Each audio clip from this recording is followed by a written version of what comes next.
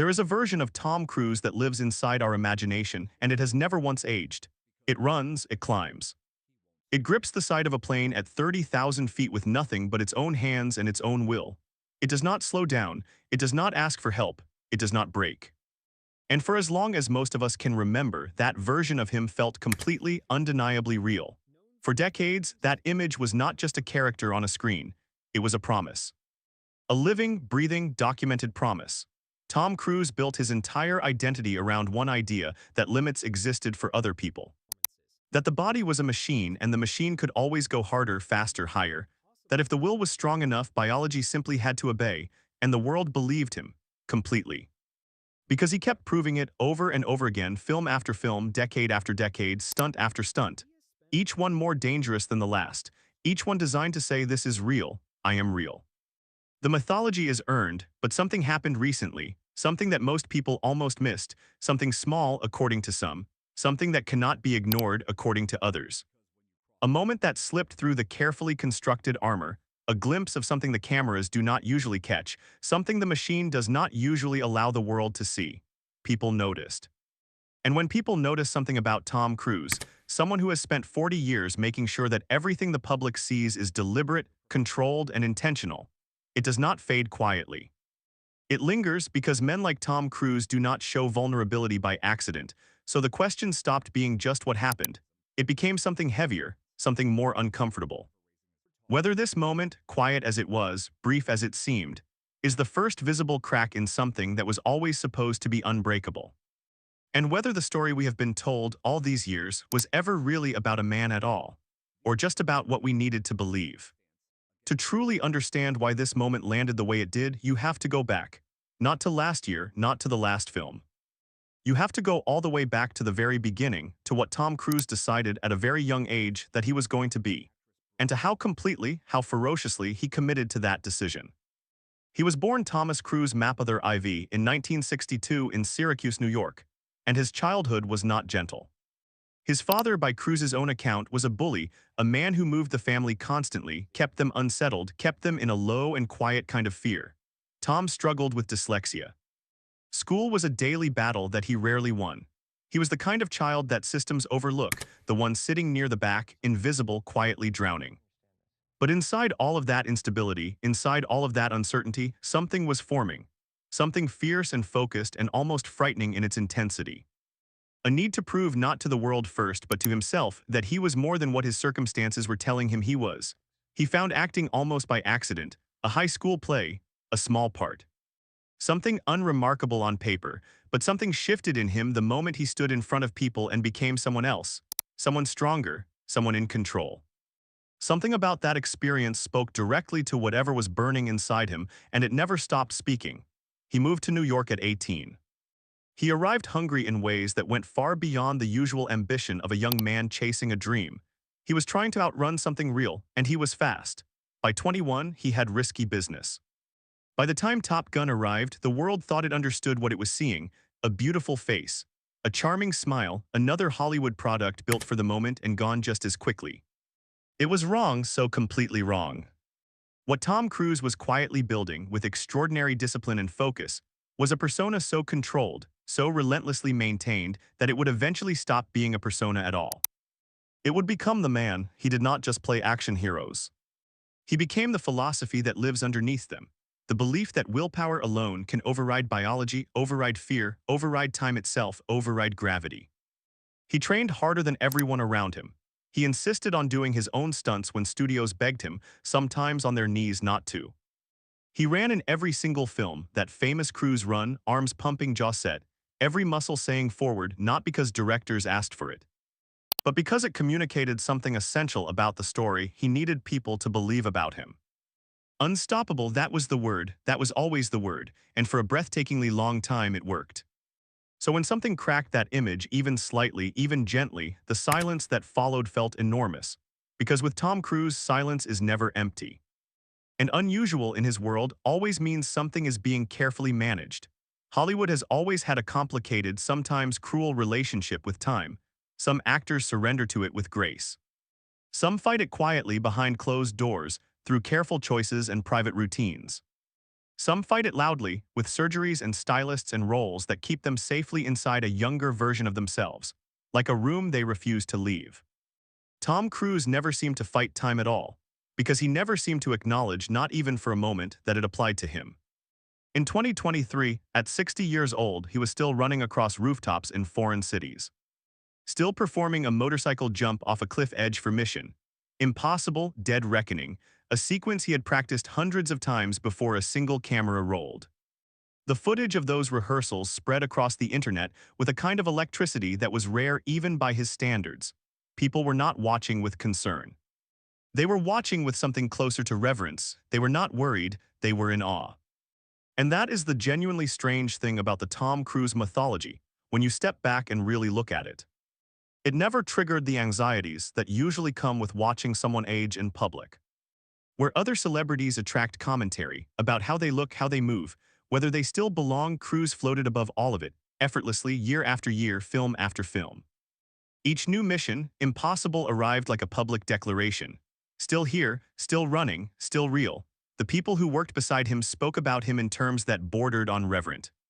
Crew members described the experience as unlike anything else in the industry, not because he was difficult, but because his commitment was so total, so complete, that it quietly raised the standard of everyone around him.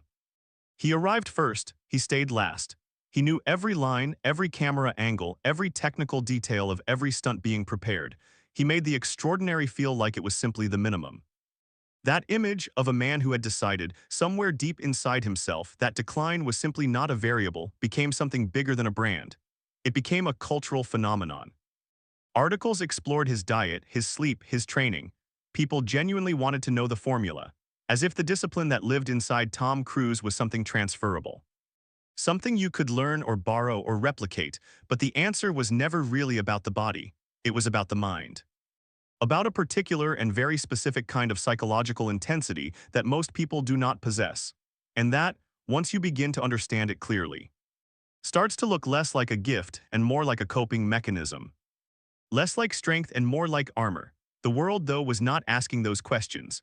The world was watching the stunts, cheering the runs, and believing the promise without condition. Until something shifted, quietly, without announcement, without warning. It did not happen on a film set. It did not happen at a premiere or during a press tour, or in one of those carefully choreographed public moments where every angle is considered and every image is approved before it reaches anyone's eyes. It happened the way real things almost always happen, quietly, in a context where the usual layers of protection were slightly, just slightly lowered. Reports and observations began to circulate first in entertainment media, then spreading more widely, about a visible change in Cruise's appearance at a public event. And it is important to be clear about what this was and what it was not. This was not dramatic. This was not a collapse, not a medical emergency, not anything that could reasonably be called a crisis in any conventional sense. It was subtler than that, quieter than that. It was the kind of thing that would pass completely unnoticed with almost anyone else. But with Tom Cruise, with someone whose entire public identity has been built on the absolute, unwavering absence of visible decline, subtle is everything. Subtle is the whole story. People noticed a puffiness, a change in the face that observers described as unfamiliar, not aging in the ordinary sense, something different. Something that felt like a departure from the version of him that had been so carefully, so consistently presented. Social media, which is both the fastest and the least reliable narrator in the modern world, picked it up immediately and carried it in every direction at once. Speculation arrived quickly, as it always does, ranging from the entirely mundane to the genuinely pointed. Some suggested medication side effects. Some said dental work. Some said this was simply what a man in his 60s looks like when the camera catches an unguarded moment. Others, however, raised questions that were harder to dismiss. According to various reports and commentary from people who have followed Cruise closely over many years, professionally, journalistically, and through the lens of long and careful observation, the change felt like more than surface. It felt like a disruption in continuity, like a single frame had been dropped from a film that was always supposed to play without a single flaw.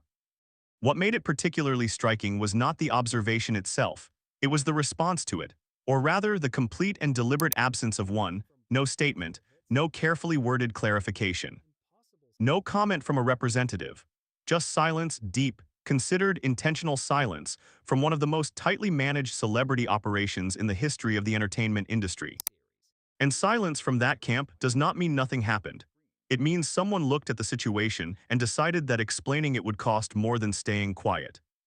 In the world of celebrity image management, silence is never passive.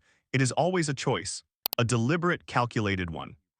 When something arises that a team believes they can survive without comment, they go quiet and wait for the news cycle to exhaust itself and move on.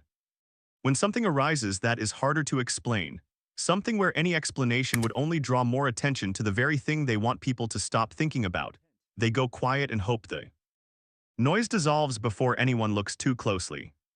The silence around this particular moment could have meant either of those things. What it could not mean, not with Tom Cruise, was indifference. Because nothing that touches his public image has ever been approached with anything less than complete and absolute intention. This is a man who, according to reports, once rewatched every Mission Impossible film before production meetings, not out of nostalgia, but to ensure that the tone, the character, the energy, all remained consistent. A man with creative control clauses built into his contracts that most A-list actors would never even attempt to negotiate. A man who has spent 40 years constructing one of the most deliberately and precisely maintained public personas in the history of American entertainment. So when that persona, for the first time in recent memory, became a subject of concern rather than admiration, when the conversation shifted even briefly from awe to something closer to worry, it represented something genuinely new. Something that had not really happened before, not like this. People who had spent years defending Tom Cruise, who had rolled their eyes at criticism and pointed to the work as proof of everything, found themselves experiencing something unexpected. Not anger. Not disappointment, something quieter and more unsettling than either of those, because the feeling his image had always produced was certainty. A fixed point in a world that keeps moving and changing and pulling the ground from beneath your feet. And now that fixed point had wobbled just slightly, and the wobble felt disproportionately large. Something tender appeared in the online conversation that followed. Not cruelty, not the gleeful pylon that internet culture sometimes produces when the powerful show weakness. Something almost protective. As if people were realizing, slowly and a little painfully, that they had been genuinely and deeply invested in Tom Cruise's invincibility, not just as a form of entertainment, but as something they actually needed. Something that whispered to them year after year that time could be outrun, that will was enough, that the machine, if maintained with enough dedication, would not break down. And now that quiet reassurance was being questioned, not answered, just questioned, and sometimes that is the harder thing to sit with. To understand what this moment might truly mean, beneath the surface, beneath the speculation, you have to go somewhere that most profiles of Tom Cruise deliberately avoid. You have to look honestly at what the relentless physical pursuit has always really been about. Because at a certain point, performing superhuman physical feats in your 60s is no longer simply about cinema. It is no longer about box office or proving something to a studio or giving audiences what they paid to see. It becomes about something far more internal, far more private, far more difficult to name out loud. People who study the psychology of extreme performance, elite athletes, soldiers who operate at the edge of what the body can endure. People who push past rational limits not because the mission requires it, but because stopping feels unbearable. They describe a pattern that comes up again and again. The body becomes a project, a controlled environment, the one space in a life full of unpredictable variables where, if you train hard enough and long enough, the outcomes feel manageable. Predictable is safe. In a life filled with things that cannot be controlled, the arc of a career, the judgment of the public, the private grief of relationships, the body becomes the thing you can master. The one domain where effort and result maintain a reliable connection. Tom Cruise has spoken, carefully and selectively, about the harder parts of his personal life. 3 marriages, each ending. A long and deeply complicated relationship with Scientology that has, according to many reports over many years, shaped nearly every significant decision of his adult life. Children whose relationships with their father have, by various accounts, been complex and shifting depending on the period and the circumstances. These are not small things. These are not footnotes. These are the weight a person carries inside them, regardless of how fast they run or how high they climb or how many cameras are pointed at them in admiration. And so the running, the literal, physical, documented running, begins to look different when you hold it beside all of that. The stunts are not just stunts, they are proof. Repeated physical, undeniable proof that he is still here, still capable, still in command of at least one version of himself, the version that the world can see and measure and admire. So when the body begins to show something that no training regimen, no discipline, no force of will can completely hold back, age or medication, or simply the honest passage of time, the disruption it sends through everything he has built is not just cosmetic. It is existential. It surfaces a question that Tom Cruise has spent his entire adult life engineering circumstances to prevent anyone from asking, including, perhaps most importantly, himself. What happens when the body is no longer a place of control? There is a wider conversation happening right now in Hollywood and in the broader culture about men of a certain generation and how they choose to face age. Or more often, how they choose not to. Tom Cruise is not alone in this. But he has become, perhaps without ever intending to, the most vivid and most visible symbol of a particular way of refusing to reckon with what time eventually asks of everyone. There is a generation of male stars, Cruise, Stallone, Harrison Ford, and a small number of others, who built their entire careers on physical mythology. On the promise that their bodies were weapons that would never dull, never slow, never betray them or their audience. And now, each of them in different ways, at different speeds, with different degrees of grace, is navigating the place where that mythology finally meets the real. Some have moved through it with humor, some with quiet dignity. Some by redefining what they are willing to be on screen, allowing their characters to carry the weight of the years rather than pretending those years never passed. Harrison Ford, in particular, has leaned into the idea of the aging hero, someone whose history matters as much as his present, whose limitations are written into the story rather than hidden from it. Tom Cruise has not done that. He has never played a man who is slowing down. He has never made a film that acknowledged, in any honest and meaningful way, that the person at its center is in the sixth decade of his life. Every mission, impossible, every action sequence, every carefully managed public appearance has been constructed on a single premise, that age is simply not a variable, that it does not apply here. That premise was always going to meet its limits somewhere. And what feels most significant about this recent, quiet, unexplained moment, this shift in his appearance that sparked something more than gossip, something closer to genuine worry, is not that it proved he is unwell. It did not. There is no confirmed health issue. According to available reports, no medical crisis has been publicly disclosed, and no official statement has been made. What it revealed is something subtler, and in its own way, more important. It showed that the distance between the myth and the man is now visible in a way it simply was not before. The armor showed a seam, not a fracture, a seam, and sometimes that is all it takes to change the way a story gets told. And who feels permitted to tell it? We need people like Tom Cruise. That is worth saying directly and without any irony attached to it. Not the stunts specifically, not the mythologized invincibility or the carefully maintained brand of physical perfection. Not the version of him that exists as a marketing decision, but the thing that lives underneath all of that, the part that is genuinely, stubbornly, unmistakably human. The part that cannot accept that the effort is no longer worth making, the part that refuses at its core to stop. There is something in that refusal, even when it stretches past what is reasonable. Even when it tips into something that looks more like compulsion than courage, that speaks to something real inside most people. The part that does not want to give in, the part that looks at what time does to the body, to the face, to the energy that once felt unlimited and says quietly, not yet, not today.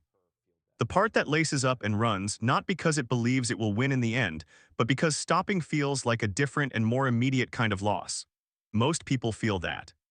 They carry it privately, without cameras, without stunts, without a publicist managing the narrative. They just live it in ordinary ways, in ordinary rooms, with no audience at all. So when the performance cracks, when the image that has been so perfectly, so painstakingly maintained finally shows something unscripted, there is grief in it. A quiet and specific kind of grief that is difficult to explain but immediately recognizable when you feel it. Because we were using him for something all along. We were using the myth to tell ourselves a story about what was possible, about how far a person could push before the world pushed back, about whether the will to continue was, on its own, enough to make it so. And now the story is asking us a harder question. Not whether Tom Cruise is okay, there is nothing based on anything confirmed to suggest that he is not, but what we were really watching all those years, what we were really looking for. What it means for each of us individually when the things we have quietly depended on to believe in begin to show their edges. That is not a question about celebrity. It has nothing to do, really, with Hollywood or box office or the business of fame. It is a question about how we move through time, about what we ask of other people's courage, about the stories we construct through the bodies and choices and carefully managed images of people we have never met but feel, in some specific and genuine way, that we understand. Tom Cruise may make 10 more films. He may run across 10 more rooftops in 10 more cities. He may, through whatever particular combination of genetics and discipline and sheer force of psychological will, continue to defy every expectation that reason would set for a man his age. Or something may shift, and either way something already has, something in how we watch him. Something in how his story gets told now and by whom, and with what kind of tenderness underneath the words. And maybe in the quiet spaces between takes, when the set goes still and the cameras go dark and the run is finally, for one moment, finished, something in how he sees himself too. If this stayed with you, if it moved something in you, or made you think about something beyond the headline, then it did exactly what it was meant to do. These are the stories worth pausing for. The ones that use a familiar name to open a question that belongs to all of us. The ones that look like they are about one person, but are really about the way we all move through time and what we hold on to and what we eventually have to let go. If you want more storytelling like this, unhurried, honest humans, subscribe, leave a comment, tell us what this made you think about. We read every one. And we will keep making things that are worth your time.